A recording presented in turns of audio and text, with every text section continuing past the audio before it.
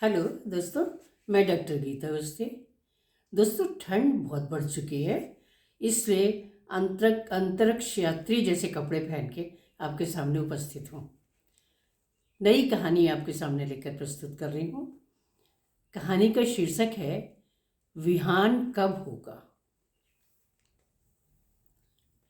बड़े भैया अभी अभी बड़बड़ाते हुए ऑफिस के लिए निकले थे कि सारे घर की जिम्मेदारी तो बस मेरी है।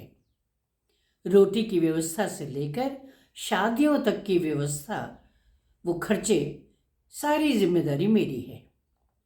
बाबूजी के असली वारिस तो हम ही हैं। छोटे तो कुछ मांगेगा नहीं, वगैरह वगैरह बड़बड़ाते हुए वो चले गए थे। छोटे भैया आंगन में ब्रश कर रहे थे। बड़े भैया की बातों की तलखी को टूथपेस्ट के साथ वॉश बेसिन में थूक रहे थे। माँ चुपचाप रसोई में बैठी सब्जी काट रही थी। बाबूजी के जाने के बाद से माँ की आवाज़ बहुत कम सुनाई देती थी। बड़ी भाभी बड़बड़ाती हुई रसोई में घुसी थी। लो, अभी तक सब्जी ही काट रही हैं अम्मा। कब दाल चावल बनेगा, कब रोटी बनेगी। बबलू के टिफिन के पराठे तो पहले सेकूं, फिर अम्मा से बात करूं। छोटे भैया ने आकर बोला था, मालती का सिर दर्द कर रहा है। रागिनी, तुम एक कप चाय बनाकर ऊपर दे आना। मैं ऑफिस के लिए लेट हो रहा हूं। खाना तो कभी वक्त पर मिल ही नहीं सकता, बाहर ही खाना पड़ेगा। छोटे भैया ऑफिस चले गए थे और रागिनी चाय पहुंचाने ऊपर चली गई थी।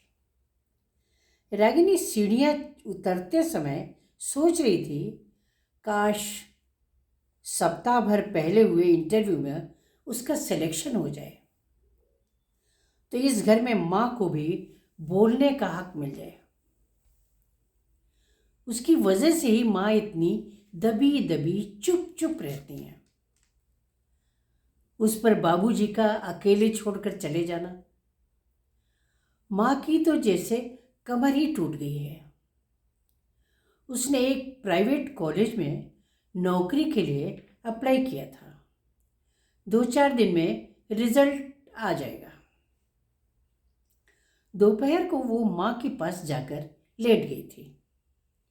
उसने धीरे से कहा था, अम्मा, भगवान सब अच्छा ही करेंगे, तुम चिंता मत करो। मेरी नौकरी का कुछ पता चले तो भैया लोगों को भी थोड़ी सी राहत मिल जाएगी। आज बाबूजी जिंदा होते तो कम से कम दुकान ही चलती होती। उसे माँ की सिसकियाँ सुनाई दी थी। उसने माँ के गालों पर बहते हुए आंसू करवट बदल कर पोंछ दिया था। ईश्वर ने सचमुच कृपा बरसाई थी। उसका सिलेक्शन इंटर कॉलेज में हिंदी विषय में व्याख्याता पद पर हो गया था। उसने सबसे पहले माँ को ये खबर सुनाई थी। माँ ने उसके दोनों गालों को अपने झुर्री भरे हाथों से सहला दिया था। भाई भाभी ने कहा था, चलो कुछ तो चैन मिलेगी। दोनों भाभियों ने अपनी अपनी जरूरत की चीजों की लिस्ट बनानी शुरू कर दी थी कि कम से कम अपने पति के वेतन का भरपूर उपयोग तो कर पाएंगी। उसने ज्वाइन कर लिया था। कॉलेज का माहौल कुल मिलाकर खुशगवार था। स्टाफ में भी कलीग्स ठीक ही थे। प्रिंसिपल अनुशासन प्रिय थे, मगर स्वभाव से अच्छे लग रहे थे। पहले ज्वाइन करते ही वो प्रिंसिपल साहब से मिलने गई थी। उन्होंने औपचारिकता निभाते हुए कहा था, रागिनी जी, काम करने में कोई दिक्कत आए तो बताइएगा। वो थैंक यू कहकर चली आई थी। वक्त अपनी चाल से चलता जा रहा था। माँ ने भाइयों से रागिनी के लिए लड़का देखने को कहा था। भाइयों ने जवाब दिया था, अभी कुछ रुपए पैसे तो जोड़ लेने दो, हमारे पास इतना तो नहीं है कि पूरी शादी कर सकें। माँ ने धीरे से कहा था, जेवर मैं अपना दे दूंगी, हाथ पांव जोड़कर बारात कम लाने को कह देंगे। ऐसे लड़की को कब तक बिठा कर रखेंगे। महीने के आखिर में मैं माँ के हाथ में वेतन लाकर रख देती थी। माँ उसमें से कुछ रुपए मुझे दे दिया करती थी, कुछ बड़े भैया को खर्च के लिए दे देती थी और बाकी रुपए शादी के लिए जोड़ती जा रही थी। उनकी आंखों में कभी कभी मीठे सपने छुपने लगते थे। कभी कभी नींद ना आने पर वो खिड़की खोलकर चांद को निहारा करती थी। कितनी खुशनसीब है चांदनी। छोटे छोटे बादल के टुकड़े उसके आंचल में खेल रहे हैं, चुनरी में तारे टके हुए हैं। चांद हर पल उसके साथ मुस्कुरा रहा। वो मुस्कुराती हुई सोने की कोशिश करती थी। कभी कभी उसकी आंख अचानक खुल जाती थी और वो देखती थी कि माँ उसे चादर उड़ा रही है। बचपन से उसे चादर पैर पर डालकर सोने की आदत है, पर रात को सीने तक चादर खींचना वो हमेशा भूल जाती थी। हमेशा माँ ही ठीक करती थी। पता नहीं शादी के बाद क्या होगा।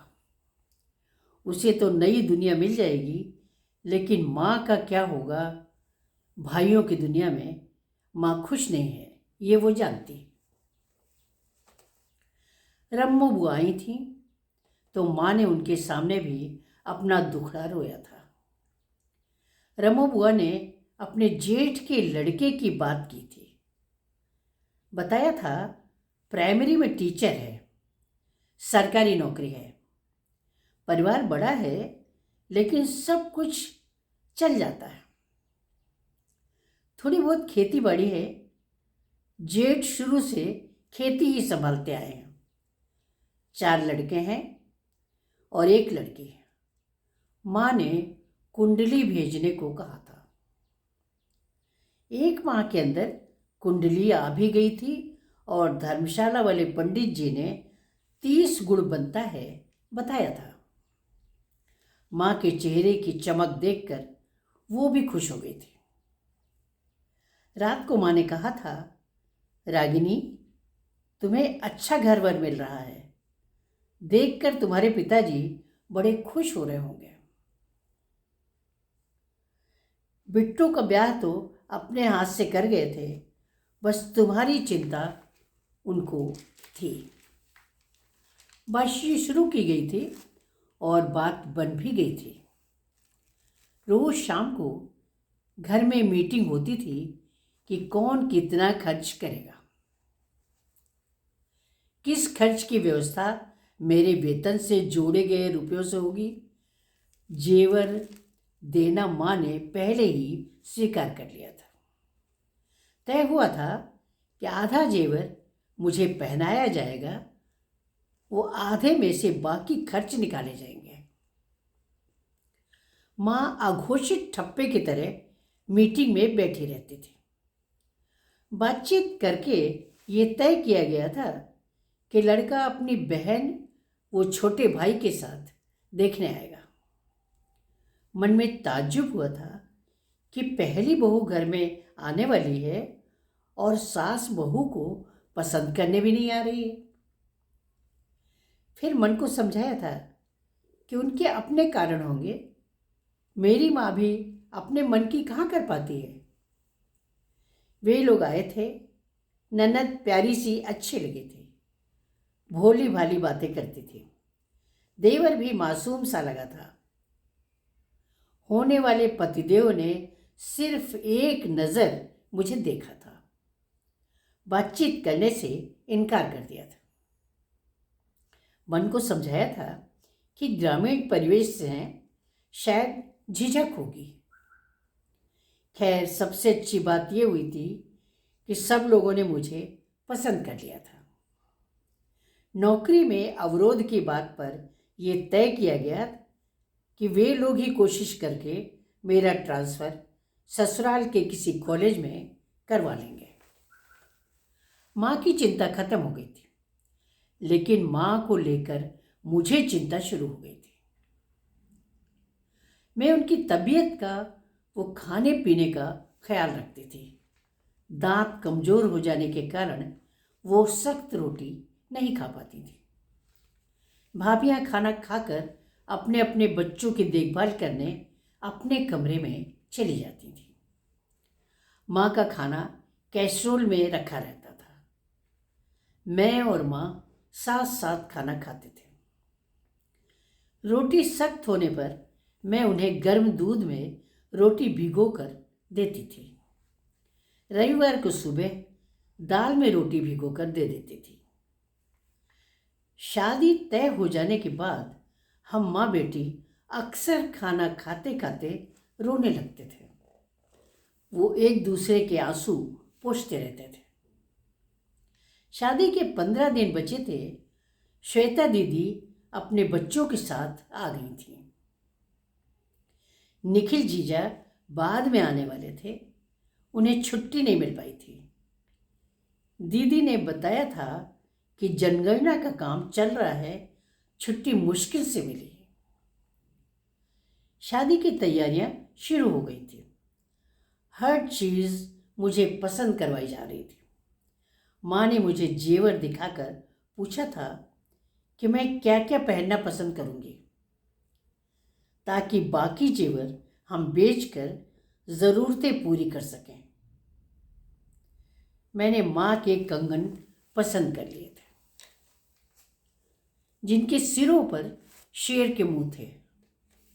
जब माँ वो कंगन पहनती थी तो माँ के लाल हरी चूड़ियों से सजे हाथ बहुत सुंदर लगते थे। माँ ने अश्रुपूरित आंखों से वो कंगन मेरे हाथ में पहना दिए थे। मेरी आंखें भी भीग गई थी। उसी समय दीदी वहाँ आ गई थी। उन्होंने उलाहना सा देते हुए कहा था, माँ, आपने मुझे तो हल्के से बाजूबंद दिए थे।